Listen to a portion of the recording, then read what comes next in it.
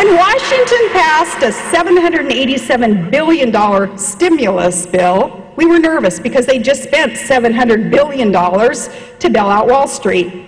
And on the state level, as a governor, we knew that a lot of that money came with fat strings attached. The federal government was going to have more control over our states. They were going to disrespect the 10th Amendment of our Constitution by essentially bribing us with take this federal money, and then we're going to be able to mandate a few more things on you, though. I joined with other conservative governors around the nation in rejecting some of those dollars. Legislators turned out to be, though, nothing to applaud because legislators then were threatening lawsuits if governors didn't take the money, and I vetoed some of the funds that I knew we couldn't maintain the programs that we were going to pay for with these borrowed, printed up, invented dollars out of nowhere. But lawsuits were threatened.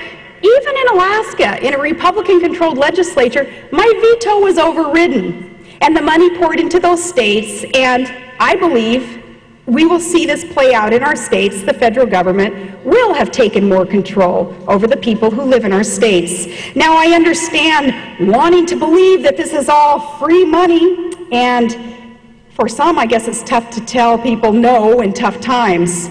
Plus, remember our administration promised that it would be good stewards of taxpayer dollars. Remember Vice President Biden?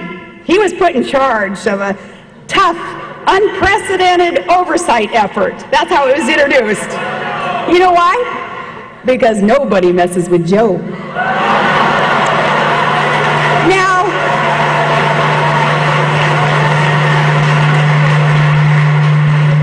this was all part of that hope and change and transparency, and now a year later I got to ask those supporters of all that, how's that hopey, changey stuff working out for you? See, I tried to look into that transparency thing, but Joe's meetings with the Transparency and Accountability Board, it was closed to the public. Yeah, they held the transparency meeting behind closed doors. So, not sure if anybody's messing with Joe, but here is what I do know.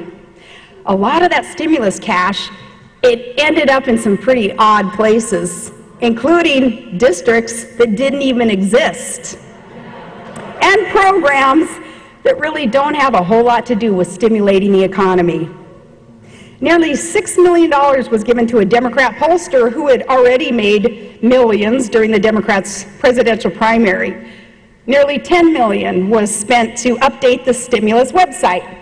And one state even spent $1 million to put up signs that advertised that they were spending the federal stimulus projects, or as someone put it, this was $1 million effort using your money to tell you it's spending your money. And it didn't create a single job. These uses of stimulus funds don't sound targeted and they don't sound timely as we were promised. They just sound wasteful, and in the case of those signs, kind of ridiculous. All of that stimulus. I don't know about you, but seeing those checks written for some of these pet projects of congressmen and those in the White House, did you feel very stimulated? And then it turns out that Washington got the price tag wrong. All of these projects and programs, they cost tens and tens of billions of dollars more than we were told. It's now closer to $860 billion. Add this to the fact that the White House can't even tell us how many jobs were actually created. Depending on who you ask, it's anywhere from thousands to 2 million. But one number that we are sure of is the unemployment number, and that's at 9.7, which is well above the 8% mark that we were promised our stimulus package would go to avoid. And underemployment now is 16.5%. You've got all these people who've just kind of given up right now, and they're not even enrolling in some of these programs. Tough to count them. Folks, I won't go into all of it tonight, but the list of broken promises is long. Candidate Obama pledged to end closed-door sweetheart deals and no-bid contracts once and for all. But just last month, his administration awarded a $25 million no-bid contract to a Democrat donor. Is that hope? Nope. It's not hope.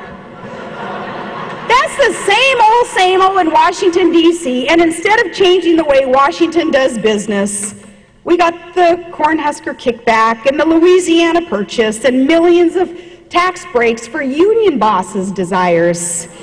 The promised ban on lobbyists in this new administration, they handed out waivers left and right, and there are more than 40 former lobbyists who now work at the top levels in this administration.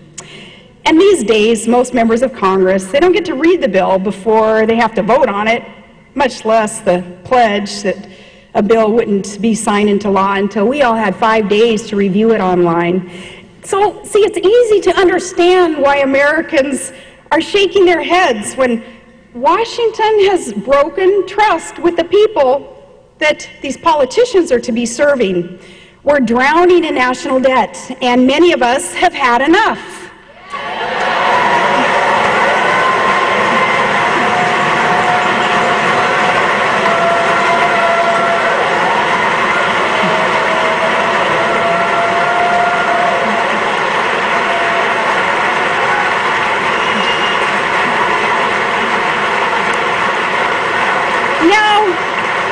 The foundational principles in all of this, it's easy to understand. It really is, even though I think D.C. would just love for us to believe that this is all way over our heads. Somebody in Tennessee, somebody up there in Alaska, she'll never understand what we're talking about here in D.C. No, this is all pretty simple stuff.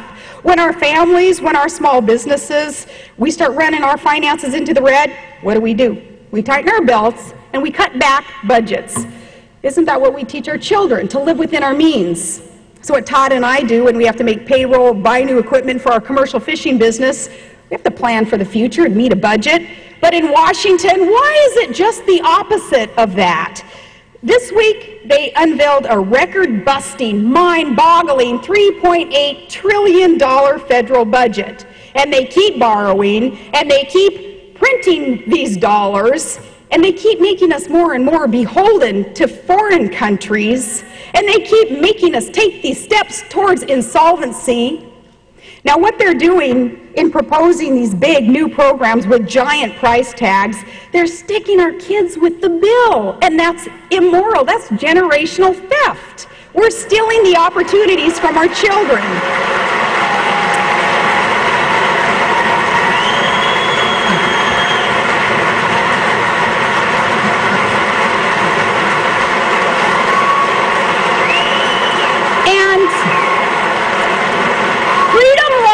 Around this country need to be aware that all of this makes us more beholden to other countries. It makes us less secure. It makes us less free, and that should tick us off.